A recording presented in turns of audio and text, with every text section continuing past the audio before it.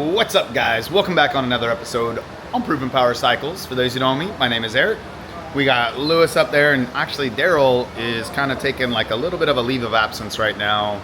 Unfortunately, he was in a car accident. He's okay, but the car is totaled and all that, and that just kind of happened. So we have a 2021 Kawasaki Vulcan Vaquero.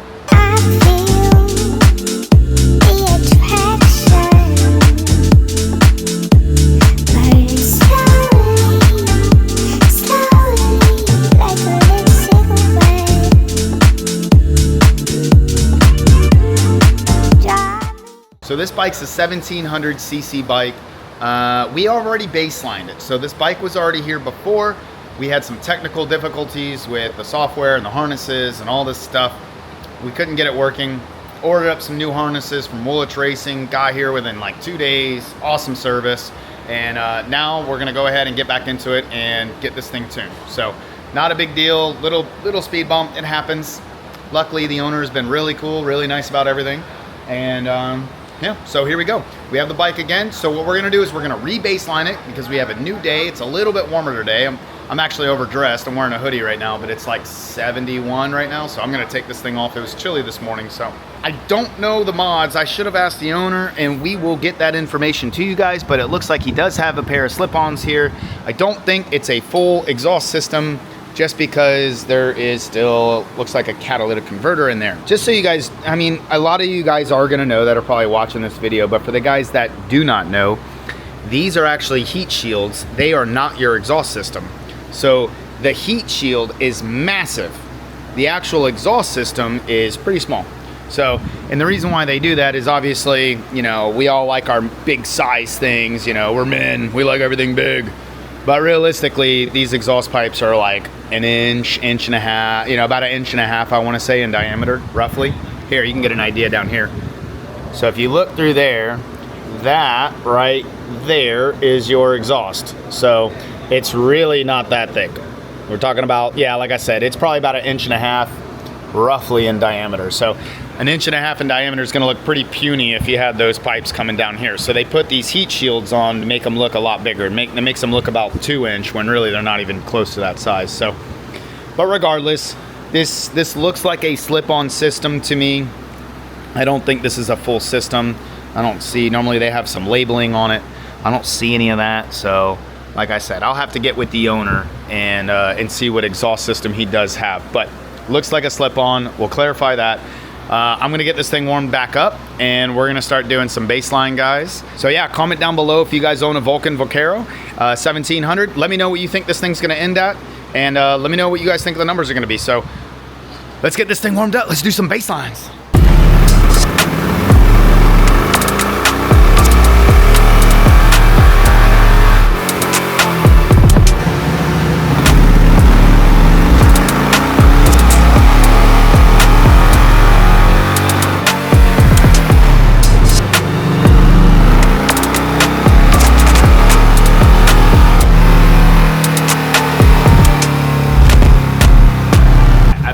The bike, it has a tune in it, so I'm just gonna run it through now so you can hear it.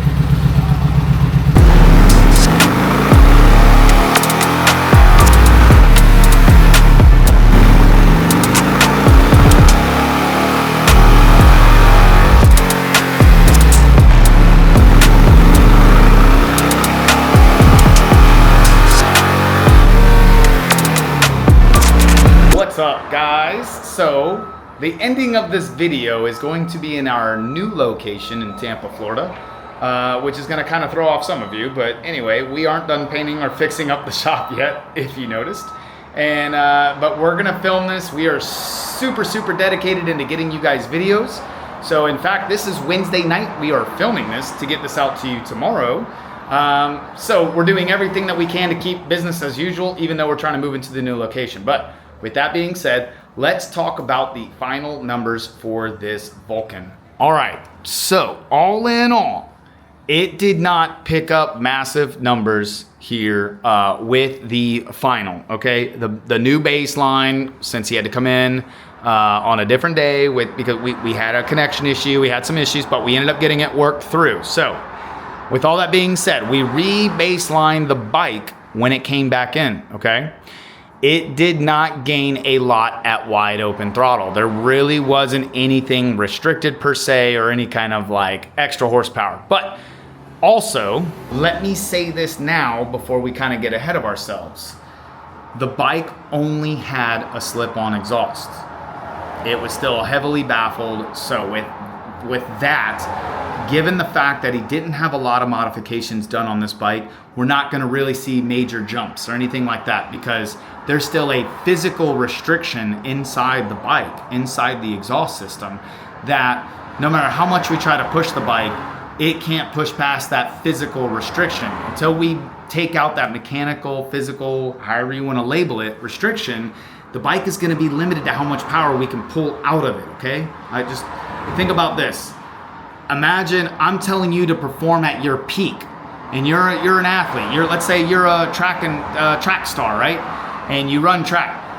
In order to perform at your peak performance, you have to ingest or take in good stuff, right? If you don't have a good airway for breathing, let's say, then we're choking you, or let's say we have something around your neck, you know, we're inhibiting your ability to breathe. Naturally, you're not going to be able to perform at your peak physical fitness point, because now you have this handicap. You have something choking you, and you can't get enough oxygen to your muscles and to your brain, so you know you're not going to operate your optimum level. Think about it like that. That's how it works on the bikes. If you still have these major restrictions, the bike cannot operate at its peak performance, right? Not only peak performance, but it can't even breathe properly, all right? So keep that in your minds as we go over these numbers, okay? So let's start with the baseline. The baseline peaked out at 72 wheel horsepower with 102 pound-foot of torque, all right? That was peak versus peak, okay? It did have this drop and it did come out. We didn't get a good final full throttle as far as the comparison goes. I apologize about that, but all in all, there really wasn't any power gains. I'll be honest with you guys. We maybe gained 2 pound-foot of torque through here. So we'll target right here at 3,000. Yeah, so we're only picking up about 2 pound-foot of torque. So even down here, we're maybe 1, something like that. Nothing major. But then we can get a larger gap here at about 3,300 RPM. We get a 102.99. So we have about a 3 wheel torque gap there, about a 2 horsepower gap here. And then as we go up into the higher RPM range, we do pick up another solid 3 wheel, 3 torque on the final here on the upper RPM range, which this is good. I mean, honestly, this is still closer to that 6% range. So this is still going to be a noticeable range. You're still going to feel this in the seat of your pants, if you will, your butt dyno. You're still going to feel these, the way these numbers, I mean, even up here at higher, look at this.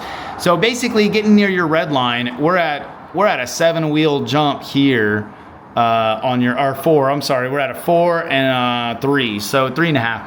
So 4 wheel, that's good. These are good numbers up here. This is actually a good spread getting up to the higher RPM. The owner did say that the drivability has increased tenfold. He said the drivability was absolute crap with these slip-ons, which is crazy to me because I wouldn't expect a set of slip-ons.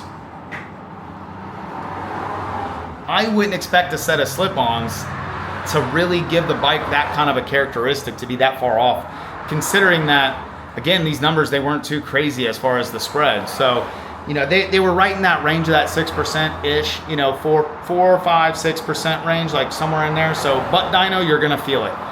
But all in all, again, it was still limited. And considering what we heard back from the owner saying, hey, drivability, way better. I can't thank you enough.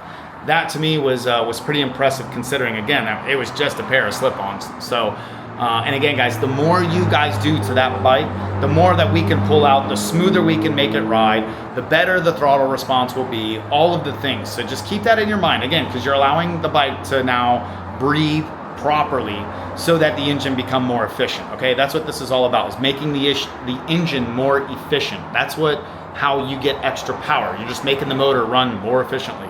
So anyway, I hope you guys enjoyed this video. Sorry about the new location and how messy and dirty it is. We kind of rigged this station up just to make it work for you guys for today. So, you know, I hope you appreciate it. I hope you appreciate the work that goes into the videos. If you can, hit that like and subscribe button. Leave a comment down below. Tell me what you think. If you guys got a Vulcan, let me know. Give us a call at our new number at 813-908-FAST. That's 3278. Thought that was kind of cool. So But anyway, guys, hit us up. Let us know what you guys think, and we'll see you on another episode.